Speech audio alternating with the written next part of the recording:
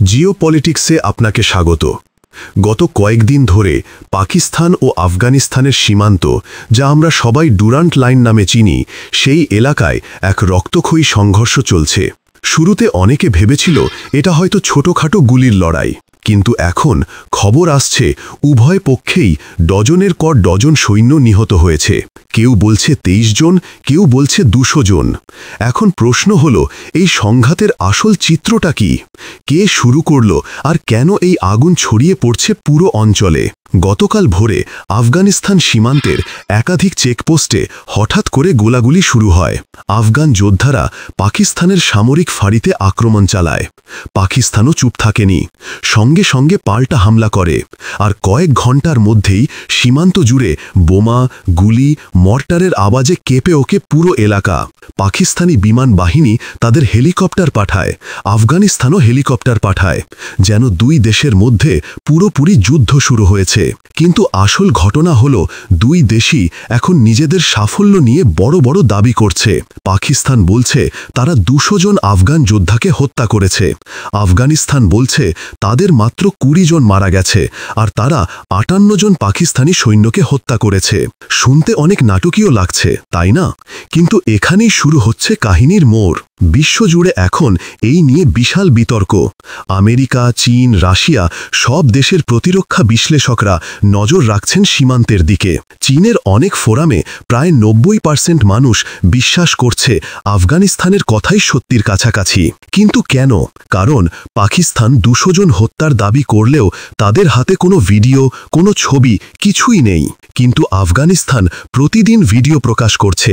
দেখানো হচ্ছে সীমান্তে পাকিস্তানি সৈন্যরা ফাঁড়ি ছেড়ে পালাচ্ছে, বোমা পড়ছে, ধোঁয়া উঠছে।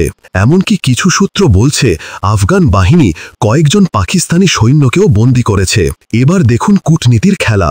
খবর এসেছে কাতার আর সৌদি আরব এই সংঘাতে মধ্যস্থতা করতে চাইছে। কিন্তু সৌদি আরব এবার খুবই অদ্ভুত। কয়েক সপ্তাহ আগেই তারা লিখিতভাবে বলেছিল, পাকিস্তানের ওপর যে কোনো হামলাকে আমরা নিজেদের ওপর হামলা মনে করব। কিন্তু আজ সৌদি আরব নিরপেক্ষ। তারা চুপচাপ বলছে, দুপক্ষই থামো।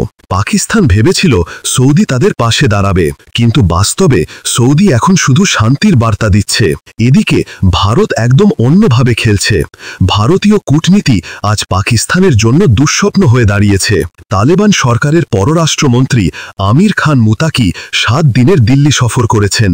তিনি ভারতের পররাষ্ট্রমন্ত্রী ডক্টর এস জয়শঙ্করের সঙ্গে বৈঠক করেছেন। ভারত ঘোষণা করেছে তারা কাবুলে আবার দূতাবাস খুলবে, পুরানো প্রকল্পগুলো পুনরায় চালু করবে। আর আফগানিস্তান ঘোষণা দিয়েছে, ভারত আসুন, আমাদের দেশে খনিজ অনুসন্ধানে অংশ নিন। সবচেয়ে অবাক করা ব্যাপার হলো, এই যৌথ বিবৃতিতে আফগান মন্ত্রী বলেছেন জম্মু ও কাশ্মীর ভারতের অংশ। ভাবতে পারছেন?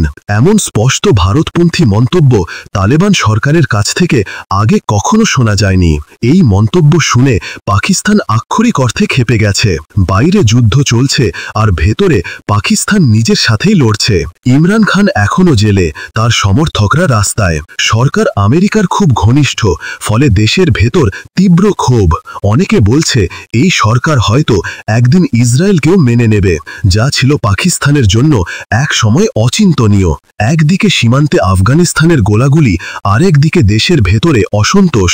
সব মিলিয়ে পাকিস্তান যেন 3 ফ্রন্টে যুদ্ধ করছে। 1. সীমান্তে আফগানিস্তান। 2. পূর্বে ভারতের কূটনৈতিক চাপ। 3. আর ভেতরে জনগণের বিদ্রোহ। বিশ্বের অনেক মিডিয়া ও প্রতিরক্ষা বিশ্লেষক এখন বলছেন এই আফগান পাক সংঘাত অনেকটাই অপারেশন সিন্ধুর পার্ট 2 এর মতো। মানে পাকিস্তানের বিরুদ্ধে ভারতের পরোক্ষ কূটনৈতিক প্রতিশোধ। অবশ্য ভারত আনুষ্ঠানিকভাবে কিছুই বলেনি, কিন্তু আন্তর্জাতিক পর্যবেক্ষকরা বলছেন ভারতের কূটনৈতিক চালচলন এতটাই কৌশলপূর্ণ যে পাকিস্তান এখন বাস্তবে 2 দিক থেকে চাপের মধ্যে। সৌদি চুপ, আমেরিকা দূরে, আর চীন নিজেও আফগানিস্তানের সঙ্গে সম্পর্ক রাখছে। তাই পাকিস্তান এখন যেন একা পড়ে গেছে। এই সংঘাত এখানেই থেমে যাবে বলে মনে হচ্ছে না। আজ 58 জন, কাল 200 জন, সংখ্যা বাড়বে। আর প্রতিটি মৃত সৈন্যের পেছনে লুকিয়ে থাকবে আরও গভীর রাজনৈতিক বার্তা। ভারত এখন দেখছে কূটনীতির ময়দানে পাকিস্তান কিভাবে হোঁচট খাচ্ছে। হচ্ছে। সৌদি, কাতার, চীন সবাই নিজেদের হিসাব নিয়ে ব্যস্ত, আর আফগানিস্তান যে এক সময় পাকিস্তানের ছায়ায় ছিল, এখন পাকিস্তানের বুকেই বুলেট ছুটছে। শেষে একটা কথাই স্পষ্ট, দক্ষিণ এশিয়ার ভূ রাজনীতি এখন নতুন যুগে ঢুকেছে, যেখানে আগুনের রেখা টানা হয়েছে ঠিক ডুরান্ট লাইনের ওপরেই। আপনার মতে ভবিষ্যতে কি হতে পারে কমেন্ট বক্সে জানাতে ভুলবেন না।